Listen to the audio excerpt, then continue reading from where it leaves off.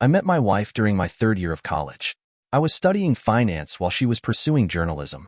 We ran into each other at a party hosted by my old high school friend Nathan. There was nothing extraordinary about how we met. We just clicked right away, started dating, and things felt right. After graduation, I asked her to marry me, and she said yes immediately. The first year of marriage was great. We moved into my apartment, settled into our jobs, and everything seemed perfect. But things started to change after an incident at a local restaurant. I had gone out with my work team to celebrate closing a big project. As the night went on, people started heading home one by one until it was just me and Sarah, one of our team leads, finishing our drinks and discussing the next quarter's targets. That's when my wife walked in with her friends. She came over to say hi, and I greeted her normally because I had nothing to hide. But when she got home later that night, everything exploded. She threw her bag down and started yelling about how she had caught me cheating. I tried explaining, but she wouldn't let me speak. She called me every horrible name imaginable. When she finally calmed down, I showed her photos from earlier in the night with the whole team and pointed out how I hadn't acted weird when she showed up because I wasn't doing anything wrong. She just said okay and went to our bedroom. She never apologized for that outburst, and it still bothers me when I think about it. After that night, everything changed. She became extremely possessive and suspicious. If I looked at a woman or even gave someone directions on the street, I could feel her mood shift. Strangely, this didn't apply to older women or those she didn't see as competition. I understand that some jealousy in a relationship is normal and helps maintain boundaries, but this was way beyond that. Most times, I could tell an interaction with a woman had upset her just by her change in behavior. Sometimes she'd confront me about it, but there was never a calm discussion. She always got emotional. The smallest things would set her off. Once, I was talking about local politics with our neighbor in the hallway when my wife came out, saw us, and immediately went back inside. I knew right then that I was in for another fight. I started thinking about divorce, but I loved her and wanted to try fixing things first. We went to couples therapy, and it seemed to help at first. But then she decided the therapist was taking my side too often. One day, she actually accused the therapist of trying to sleep with me. I couldn't help laughing when she said that, which definitely didn't help the situation. We switched to a male therapist, and the sessions went better. For several months, things improved and felt almost normal again. Then Sarah from work needed to drop off some documents at our place when I wasn't home, since I was going to be working remotely the following week. My wife recognized her from that night at the restaurant years ago, and everything fell apart again. When I got home, she started screaming and throwing the documents at me. She demanded to know why Sarah knew where we lived, convinced I must have brought her there before to sleep with her. I tried explaining that I had simply given Sarah our address to drop off the work documents. But then my wife started ranting about how Sarah was cavier than her, and how I must be sleeping with women like that all over town. She even said she was going to get tested for STDs because she was sure I had been cheating. I couldn't take it anymore. I grabbed some basic necessities and walked out while she shouted, "Enjoy Sarah's bed behind me." I checked into a hotel and have been here since then. I'm seriously considering divorce now because I can't imagine spending decades dealing with accusations every time I interact with a woman. The therapy helped temporarily, but I'm torn between trying it again or just ending things. I keep asking myself if I'm giving up too easily or if I'm just prolonging the inevitable by staying. After reading comments from friends and family about my situation, I started accepting that maybe it was time to let go. Even though the therapy had helped before, I feared that any little trigger could send her back into being overly jealous. I wasn't ready to file for divorce right away, but I was getting used to the idea more than ever before. I decided to give it one final chance, thinking that if anything like this happened again, I'd be done. I didn't want to have regrets later about not trying hard enough. But I wasn't very hopeful, and I started mentally preparing myself for being single again.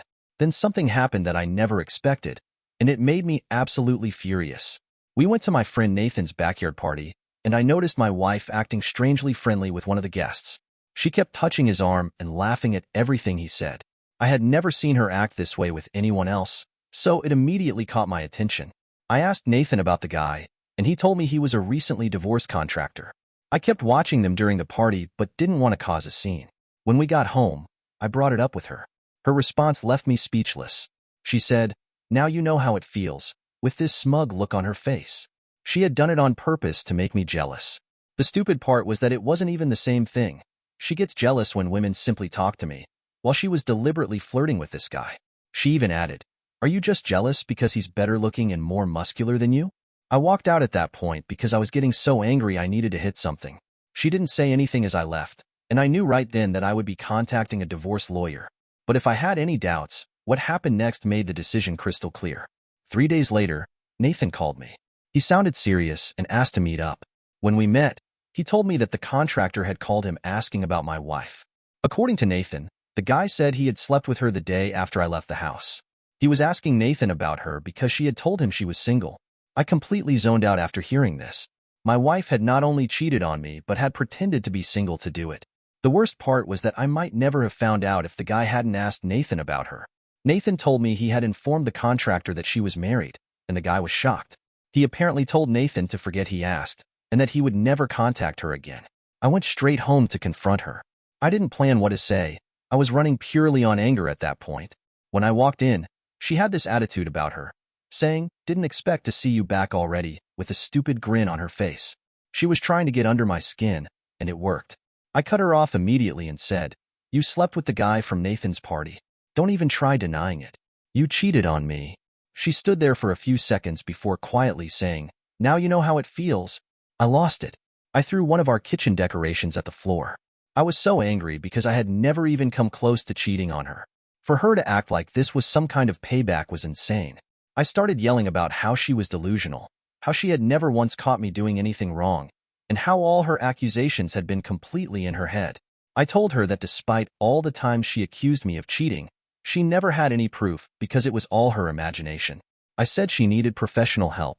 When I finished, she just stood there saying nothing. When I asked if she had anything to say, she just shook her head slightly. I told her to pack some things and leave. She stood there for a while before going to the bedroom. She came out an hour later with her suitcase and left without saying a word. I didn't need any more time to think about what to do next. I contacted a divorce lawyer right away. After everything I had put up with over the years, I wanted to make sure she didn't get anything in the split. I'm writing this final update feeling like a huge weight has been lifted off my shoulders.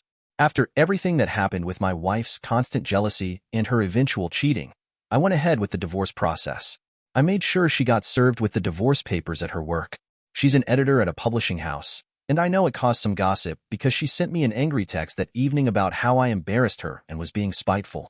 But honestly, after everything she put me through, I didn't care.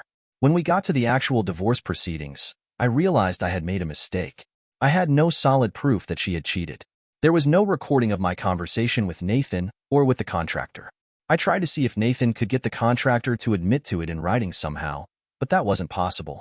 However, things still worked out in my favor. When I explained about her extreme jealousy, our history with couples therapy, and told the whole story from start to finish, people could see the truth. She tried to twist the story to make herself look better, but anyone could see through it. The final outcome was better than I expected.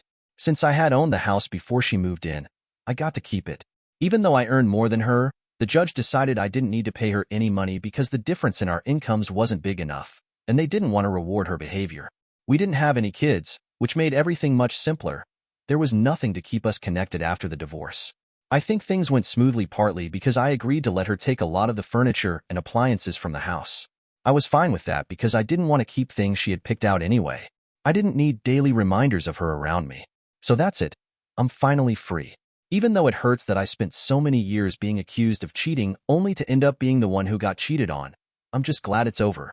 I know this will never happen to me again because I've learned a lot from this experience. I'm starting to feel good about my future for the first time in years. The house feels different without all her furniture, but I'm slowly replacing things and making it my own again.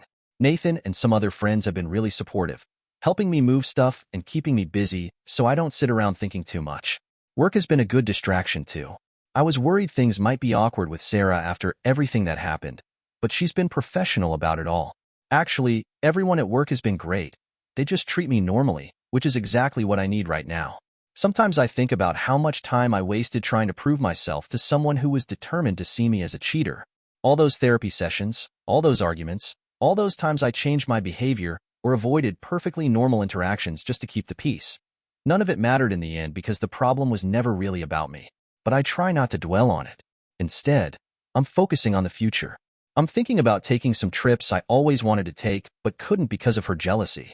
Maybe I'll join that local sports league that plays on weekends. I'm not ready to date again yet, but for the first time in a long time, I feel like I can breathe freely and just be myself. The divorce taught me something important. You can't fix someone who doesn't want to be fixed, and you can't prove your faithfulness to someone who is determined to doubt you.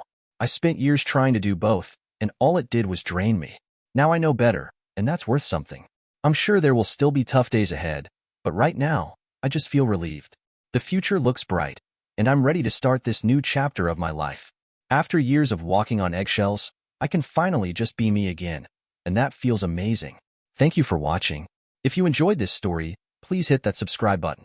Don't forget to give it a thumbs up and share it with friends or family who might enjoy it too. Your support means a lot. And if you have any thoughts, questions, or story ideas, drop them in the comments below. I'd love to hear from you. See you in the next story.